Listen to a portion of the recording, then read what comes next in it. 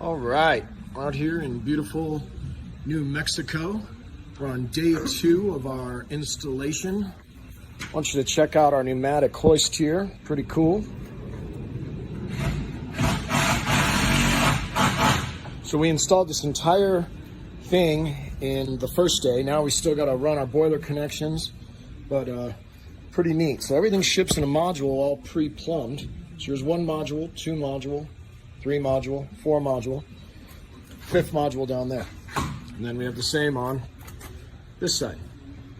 So when it arrives, everything comes plumbed with electrical already pulled to our central boxes, which I'll show you in about a minute. We've got a temp readout for NADCAP, not a temp controller here, just a readout.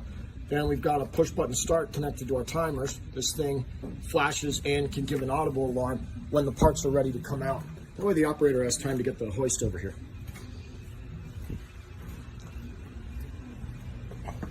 Pickup stations.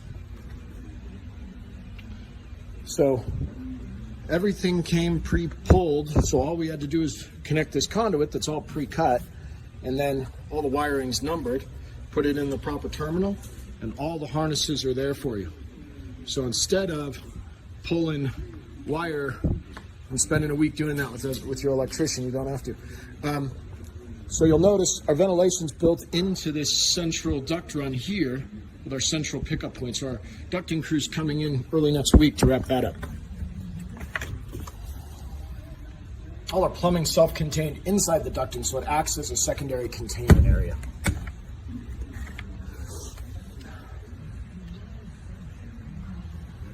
You'll notice I try to use standardized pumps so that a customer can only has to keep 1 or 2 spares as opposed to 10 spares at their facility. Again, everything pre-pulled. Look over here. Got our main electrical panel.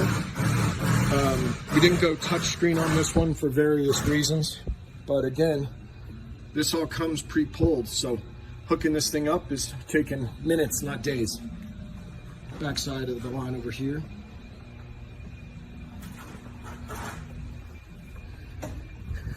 There's Carlos. This is our water recycling system. So this thing is rated for 15 gallons a minute. It has 2 trains on it. So train number 1, canisters start to get dirty, tells the PLC that it needs to switch. It flips over to train number 2, and train number 1 automatically cleans itself. We're still running the plumbing here, obviously. But then the waste from this pumps over to our waste treatment storage. This right here is our automated waste treatment system. So basically, the operator can come up to the PLC here and be able to say, hey, I'm running cyanide or I'm running chrome or whatever, and it'll give specific instructions on what valves to turn in the system before it sends it over to our filter press, which is rebuilt into our finally to our evaporator. So this facility is completely closed loop. Pardon me, buddy. Last thing I want to show is our micro boiler system, because I think they're pretty cool. There's Poppy. Howdy.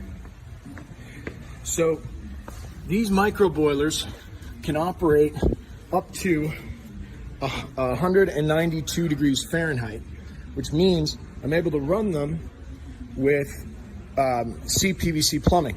However, I cannot use them on a process line that has tanks that are over 180 degrees Fahrenheit. So it was a perfect fit for this line. It doesn't work for every line, but they are getting better and better.